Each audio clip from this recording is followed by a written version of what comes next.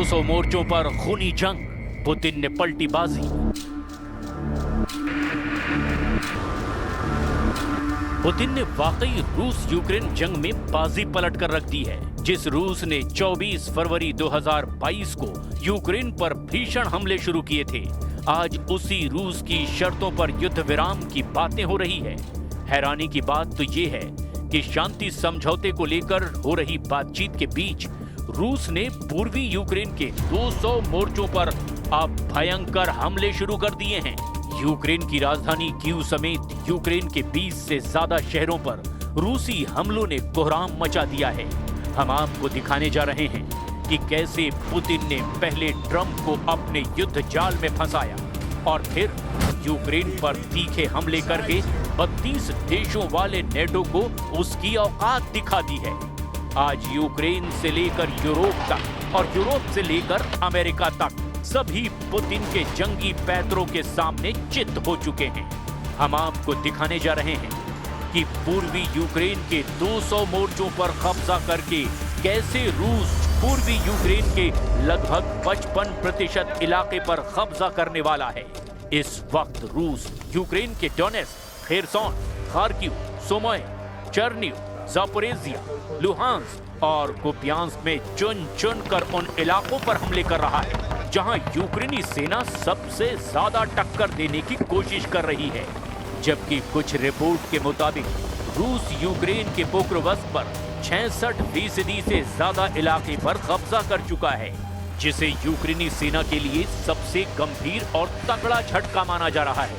हैरानी की बात तो ये है कि हारते यूक्रेन को जिताने के लिए यूरोप और नेटो के 10 से 12 देश अभी भी एड़ी चोटी का जोर लगा रहे हैं, जिसमें नेटो देश Germany, France, Britain, Poland, 3 Baltic देश हर हाल में रूस की जीत को रोकने की कोशिश में जुटे हैं। लेकिन इस जंगी चक्रव्यूह की हम शुरुआत करते हैं यूक्रेन पर रूस के तूफानी हमलों से, जिसने यूक्रेन के पूर्वी मोर्चों का कचूमर निकाल कर रख दिया है। 200 मोर्चों पर रूस का तूफान चीर डाला पूर्वी यूक्रेन।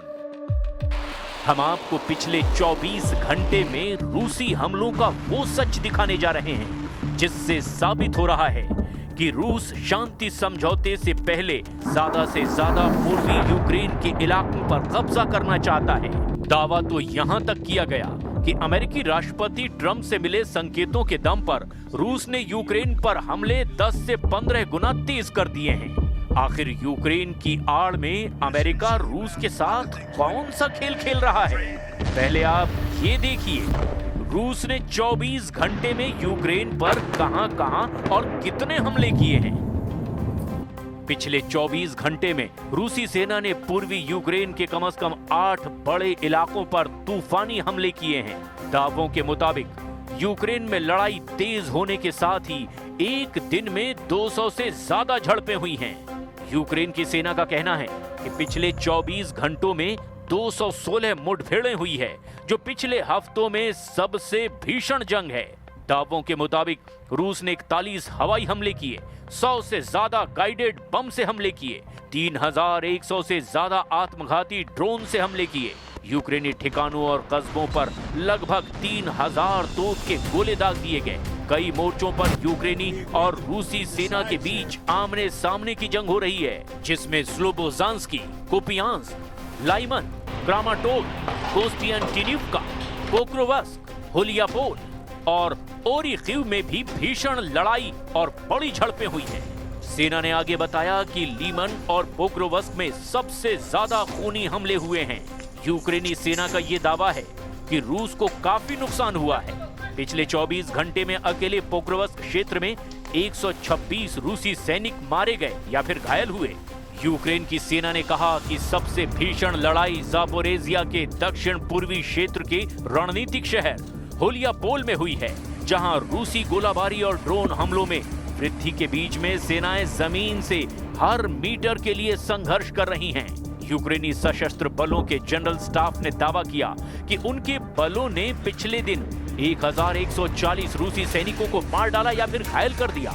यूक्रेनी सेना ने यह भी दावा किया है कि उसने पिछले 24 घंटे में एक रूसी टैंक, 3 बख्तरबंद लड़ाकू वाहन, 21 तोपखाना इकाइयां, 214 ड्रोन और 2 विमान भी नष्ट कर दिए। अगर रूसी हमलों को लेकर पिछले 60 दिनों के आंकड़ों पर नजर डालें तो 28 सितंबर 2025 से 27 नवंबर 2025 तक रूसी हमलों में बेतहाशा बढ़ोतरी देखी गई है, जिसमें रूस ने मिसाइलों और ड्रोनों का रिकॉर्ड तोड़ इस्तेमाल किया है। यूक्रेनी वायुसेना के मुताबिक रूस ने पिछले 60 दिनों में 10,000 से ज्यादा ड्रोन हमले के लिए इस्तेमाल किए हैं, जिसमें से 70% रूस के शाहिद ड्रोन का इस्तेमाल किया गया, जबकि अलग अलग तरह के 500 से ज्यादा क्रूज और बैलिस्टिक मिसाइलों से रूस ने यूक्रेन पर पिछले 60 दिनों में हमला किया है। ये आंकड़े यूक्रेन के आधिकारिक रिपोर्ट्स पर आधारित हैं। रूस का दावा है कि ये हमले यूक्रेन की सैन्य क्षमता को कमजोर करने के लिए है, लेकिन यूनाइटेड नेशन की मानवाधिकार निगरानी मिशन के मुताबिक ये नागरिकों पर अनुपातहीन प्रभाव डालते हैं और 2025 में कीव में नागरिक मौतों में 2024 की तुलना में 4 गुना बढ़ोतरी हुई है। राष्ट्रपति जेलेंस्की ने इसे आतंकवादी हमले करार दिया। Значит, мы до сих пор получаем заходы о прекращении боевых действий там. Войска Украины уйдут из занимаемых ими территорий. Вот тогда и прекратятся боевые действия. Не уйдут, ми доб'ємося этого вооруженным путем. От. Зараз я чую, що розвідки партнерів дають їм інформацію, що російська позиція стала заходити, в тому числі через деяких суб'єктів з України. Це точно не допомагає. Є наша державна позиція, є українська гідність. Рухатись треба так, щоб її посилити, а не підважити. Розраховую, що мене почують зараз ті, кого це стосується. रूसी हमलों से यूक्रेनी शहरों में हाहाकार मचा हुआ है। रूसी सेना ने पूर्वी यूक्रेन के डोनेस्क में वासियुकीवका गांव पर कब्जा कर लिया और पोक्रोवस्क के 66% हिस्से पर नियंत्रण मजबूत कर लिया। सीवर्स्क में रूसी सेना को जबरदस्त बढ़त मिली है, लेकिन यूक्रेन ने कोप्यांस्क में रूस के खिलाफ जवाबी हमला किया है, जो लगभग 25 वर्ग किलोमीटर में हो रहा है। रूसी सैन्य टुकड़ियां यूक्रेन के वावचांस्क के 80% हिस्से पर कब्जा करने के करीब हैं, लेकिन यूक्रेन ने कुछ मोर्चों पर वापसी करने का भी दावा किया है। रूसी सेनाओं ने गुलियापोल के उत्तर में बढ़त हासिल की है। Нас угрозой по-прежнему остается и стремление НАТО затащить в свою орбиту Украину. Членство этой страны в агрессивном военном альянсе, который провозгласил своей целью, так сказать, Россию, назвав ее угрозой безопасности во всех операционных средах, для нас неприемлемо. Я повторю еще раз, потому что суть деятельности НАТО – это противодействие нашей стране. रूस यूक्रेन युद्ध खत्म करने के अमेरिकी राष्ट्रपति डोनाल्ड ट्रंप के विवादास्पद योजना पर यूक्रेन के राष्ट्रपति जेलेंस्की भड़क गए हैं। यूरोप ने भी इस प्रस्ताव पर असहमति जाहिर की है।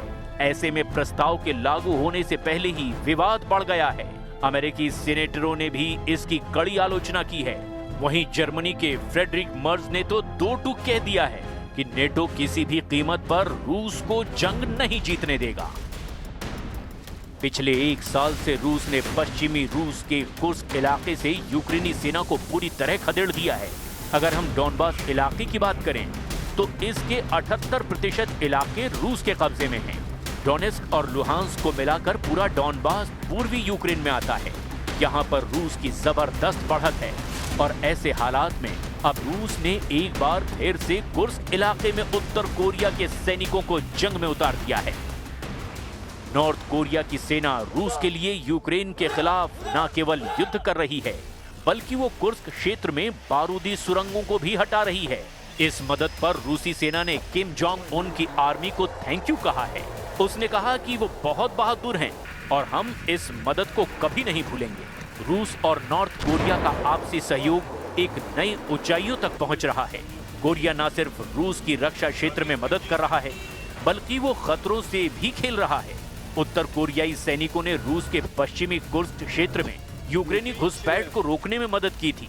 अब वो उस क्षेत्र में बारूदी सुरंगों को हटाने में एक महत्वपूर्ण भूमिका निभा रहे हैं। रूसी रक्षा मंत्रालय के द्वारा जारी वीडियो में उत्तर कोरियाई सैनिकों को विभिन्न प्रकार की बारूदी सुरंगें और उनका पता लगाने वाले उपकरण चलाते हुए दिखाया गया। दोनों देशों के बीच पारस्परिक रक्षा समझौते के तहत उत्तर कोरिया ने पिछले साल लगभग 14,000 सैनिक रूस के साथ लड़ने के लिए कुर्स्क भेजे थे। दक्षिण कोरियाई, यूक्रेनी और पश्चिमी सूत्रों के अनुसार एक न्यूज एजेंसी ने बताया कि इसमें 6,000 से ज्यादा मारे गए हैं। अगस्त 2024 में यूक्रेनी सैनिक पश्चिमी कुर्स्क क्षेत्र में दाखिल हुए थे और महीनों तक उस पर कब्जा बनाए रखा। आखिरकार अप्रैल 2025 में उन्हें बाहर कर दिया गया। इस पर रूसी राष्ट्रपति व्लादिमीर पुतिन ने कहा था कि रूसी बलों ने उत्तर कोरियाई सैनिकों की मदद से उन्हें बाहर खदेड़ा है। अब कुर्स्क में फिर से रूसी सैनिकों के साथ मिलकर उत्तर कोरिया ने मोर्चा खोल दिया है।